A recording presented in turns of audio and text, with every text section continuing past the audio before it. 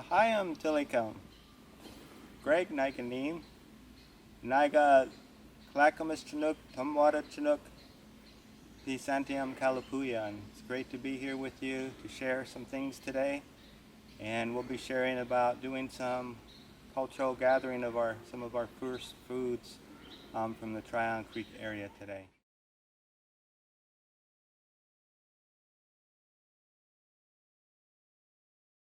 This is the wild blackberry, and we see some in here, and there's a few that are getting ripe.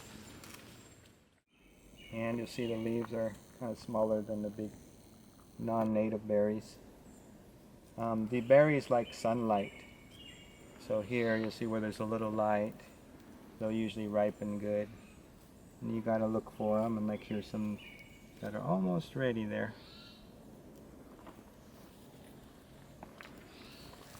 But they have nice colors, and this was one of our primary berries our tribes would gather. And these berries were often they would gather them, and then at night time after they got back to the camps, they would maybe get some fir bark, clean it, put these berries on that bark, and then put it by the fire overnight to dry them. And then during the daytime when they were out gathering more berries, there'd be people at camp there to watch the berries as they're being dried in the sunlight. So some tribes would do a kind of a mixture like that and dry them while they're up at hunting camp. And lots of our tribes gathered these. Often they were dried, made into cakes, sometimes mixed with other things. But then once they were ready to eat these in the winter time, those cakes would just kind of be put in a little bit of water, maybe boiled, maybe mixed with other things, and used as a part of the winter foods.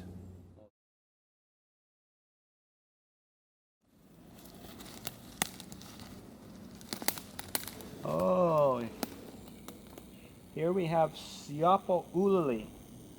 Looks kind of like a hat, a red hat.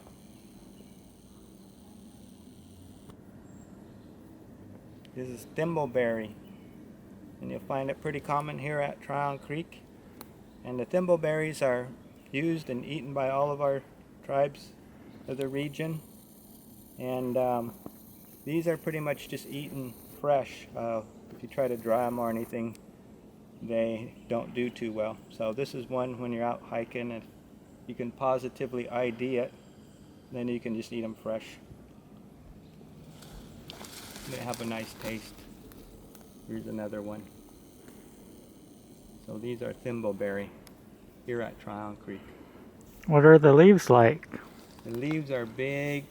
Well, these ones are smaller here, but as they get bigger and huge on an older plant, like here, you'll see how nice and big they are, but they're nice and soft. So kind of touch them and feel them, and you'll feel how soft they are.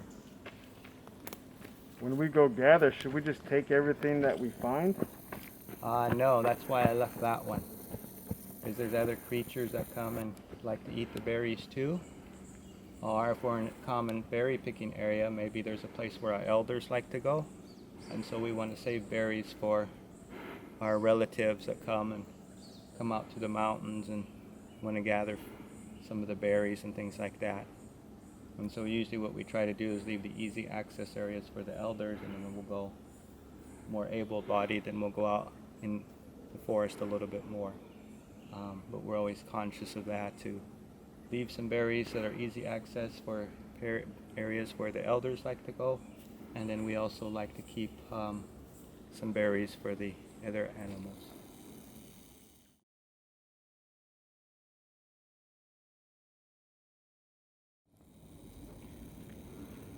Even while you're out picking berries, you always want to know what berries you are. You got to make sure you can positively ID them. So like here we have some thimbleberry leaves, are nice and big and soft. Here we have the wild blackberry leaves. Here we have, here's one we have to be careful of. This one's called baneberry. and it's poisonous.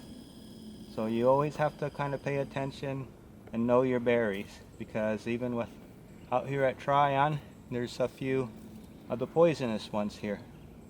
So it's really important that you have somebody with you that knows the berries well, or that you can positively identify your berries.